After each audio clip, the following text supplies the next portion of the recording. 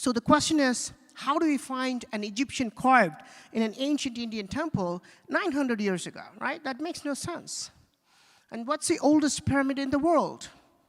It's the Djoser pyramid, Djoser Saqqara pyramid, approximately what, 4,000 years ago, right? Here's a pyramid in India, 5,500 years ago, okay? This is a pyramid.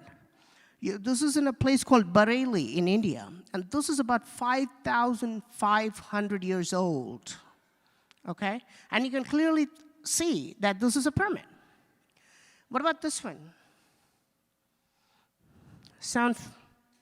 Anybody? Where do you think this pyramid is? This pyramid is in Cambodia, okay? It looks very much like this pyramid, right?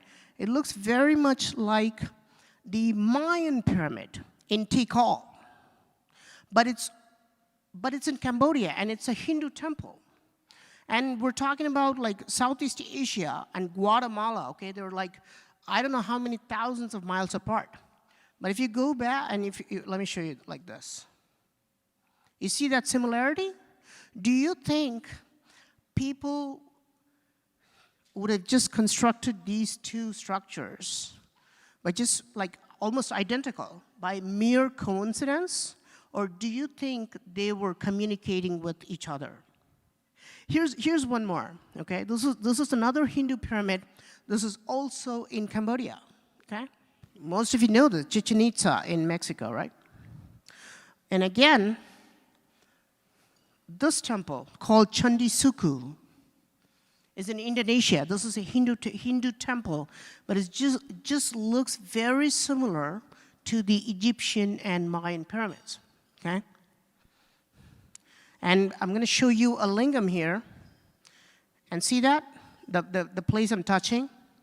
They broke off the beard from this lingam, okay? You can see the face on the lingam. And again, this is, I'm not exactly sure, but I think this is about 1,500 years old. Very, very old. In a place called Udayagiri Caves.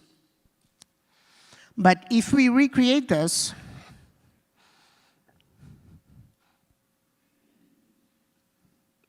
okay? So this one is from Egypt. I don't remember the exact name of this, but it's one of those chambers you find a painting like this, okay? So you find a multi-headed snake, and, you know, there's a person lying down. If we recreate that. And this is from India. Okay, you can see the same iconography, a person lying on top of a multi-headed snake. On the left, that's Egypt, right? So this is Egypt. The two intertwined snakes, and there is a cylinder going from the bottom up, and on top there is a pine cone-like structure, okay? And this one is in India. Intertwined snakes. There's a cylinder going, but I don't know if it's going all the way down, but you can see that it's going here, and there is a pine cone, right? You see the similarity? Do you think it just happened by coincidence? How can we see the exact same iconography thousands of miles away in India and in ancient Egypt, okay? But there's one more detail that I find very interesting. I have one more detail there. I don't know if anybody noticed this. Did anybody notice anything else? Yeah, there you go. Yeah, perfect. Good job. Yeah, on top of the heads of these snakes, okay? You see a little bump, a little crown-like thing on top of the heads of the snakes, okay? Now, I don't know what the ancient Egyptians say about this, but they have a name for this. They have a name for this in ancient India. It's called the Nagamani, which means the serpent stone. And we see this again and again, that they always showed the ancient nagas with something on top of it, okay? It's very interesting, but you can see that this detail is also included